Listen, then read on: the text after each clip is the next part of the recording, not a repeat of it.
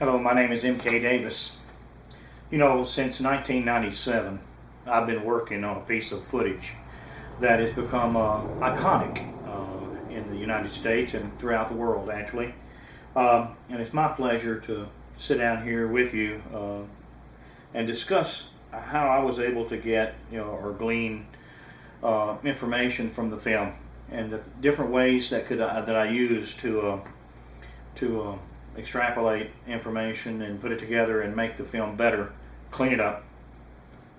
And it all started with an effort to garner or attain the very best images from the film, and that was of the utmost importance. Yeah, I recognized when I first began, this journey, that the film was probably going to be much better than what you saw on television or what you saw, in the printed page. I was able to get a couple of images from the film that were of excellent quality, and I knew you can't really get good images from a bad film, so you know that there must be a good version of it out there somewhere, and I was able to do that. I was able to get it with the help of some key people to get good versions, good images from the film. The main thing, the key thing, and being able to put together a better version of the film is to get separate and distinct frames so that I could work on each individual frame and then I could reanimate them in a computerized program. So that's what I was able to do, and you can kind of see right here. When you have images like this to work with, that are this good, you can see that the original film must have been superb. So I was able to get good images like this, and I was able to put them together into new and improved version of the film that appears to show that this subject of the film is most likely a living, breathing, living thing, and I'll show you why. Let's do just a brief, breakdown of the film and the images that I used, and let's see why my techniques worked. One of the first things that I noticed about the film, and it was that it was suffering from chromatic aberration. And chromatic aberration is simply that the not all the light waves, not all the waves of light are being focused to the same central point, and that's very common in lenses that are not expensive. So it's not that unusual to see that, but when you magnify, which is what most people wanted to do, they wanted to see the subject close up. So when they magnified it, they also magnified the flaws. And when you magnify the flaws, then you begin to see the color halos and all the little points of unsharpness there. So it contributes to the overall unsharpness of the image. And there's no saying in astronomy is that if you can improve the resolution of a film or a photo by 1%, you'll see roughly 10 new things. And so that's what I was endeavoring to do. If I could bump it up 1%, I was going to be happy. As it so happened, I was able to improve it even more than that. So once you get it, the resolution improved, then you want to stabilize and get the hand motion out of the cinema so that you can see what's going on. That with the film subject jumping all over the frame there, with the cameraman running and trying to get a better position all the time. It's very difficult to follow more than one plane of movement at one time.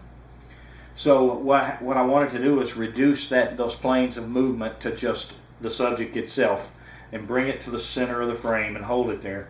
So painstakingly, I did it by hand. First of all, I took each individual frame and I removed the chromatic aberration. And then I painstakingly brought everything to center where it would be stabilized, where you could keep your eye on the subject. And I'll just show you what I did. Let's take a look here. First of all, I'd like to discuss a little bit about what exactly chromatic aberration is and how it relates to the Patterson film.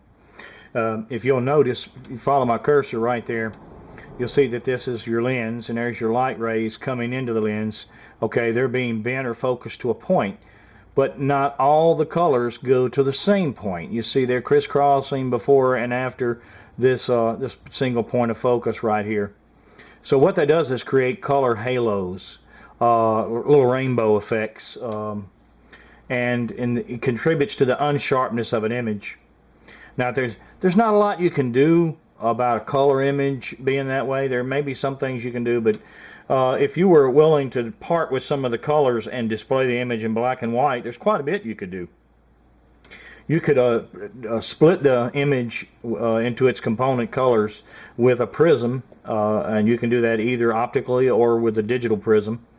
And then you can simply delete the colors that are not focused properly, and then what you got left over is properly focused, and then you can work with that as a black and white image, which is what I did with the Patterson film initially. So let's just look at some examples of chromatic aberration and how to fix them.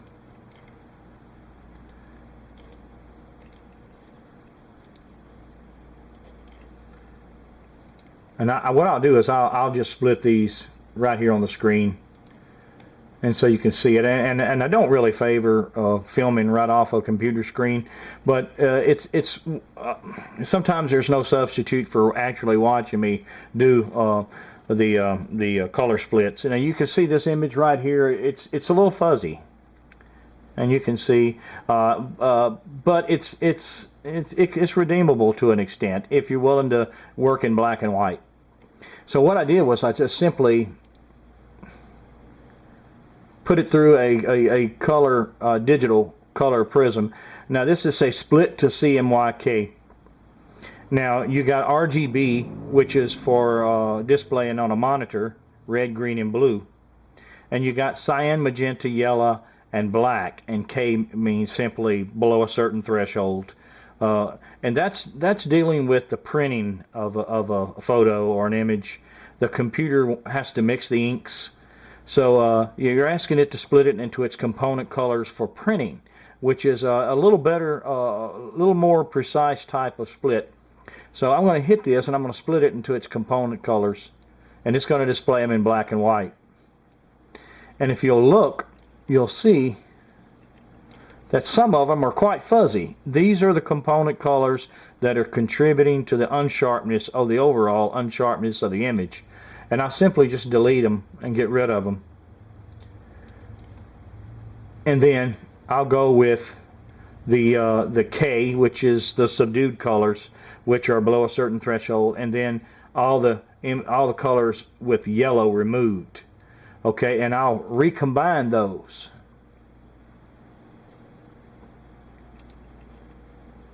And what you'll get is be displayed in black and white. Now if you'll just take a look and compare the two images, you'll see there's quite an improvement in the overall sharpness right here. And then when you give it a little contrast boost,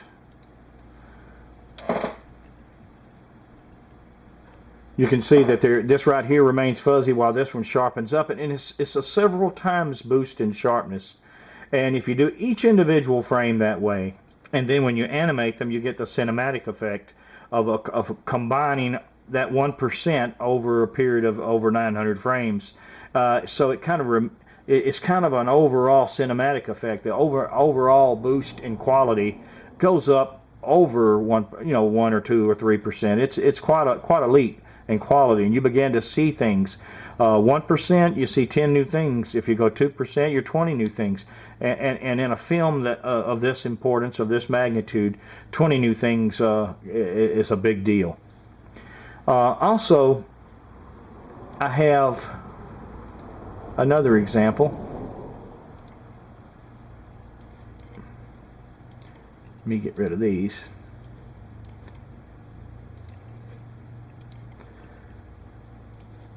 I believe it's a bird. Let me go to it.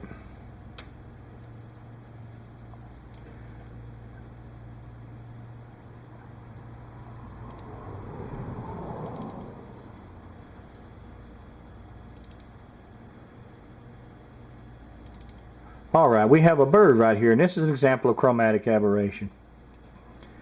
Let me just enlarge it here. You see the little color halos around the sides? You see how fuzzy the image is overall? That's because not all the colors are being brought to a sharp focus. Now let me just do the same thing I did to this one that I did previously, and split it. Okay, this is everything in the subdued tones. This is a fuzzy image right here. We don't need it. We'll get rid of it.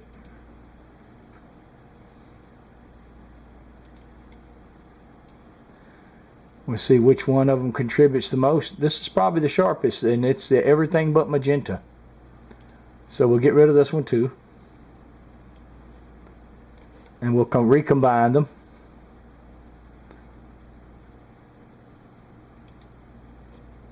See what we got. Okay, just going to display in black and white. Let me blow it up just a little bit. And then we'll boost the contrast. And let's see what the differences are. Now, I hope you can see that that is quite a bit of boost in contrast, quite a bit of boost in detail, sharpness, by simply removing the offending colors. So you know, this labor intensive, but when you're working with something, you know, that you're trying to find out exactly what it is on there, and if it's for real or if it's a living, breathing thing, and the importance that may hold for mankind in general, it's worth the effort. You know, however long it takes, whatever it takes, and you do each individual frame off the film that way, and then the second part of the project would be to, you know, of course, to stabilize. And that way, if you don't have the film, it's awful hard to see the detail on this picture if it's doing this right here.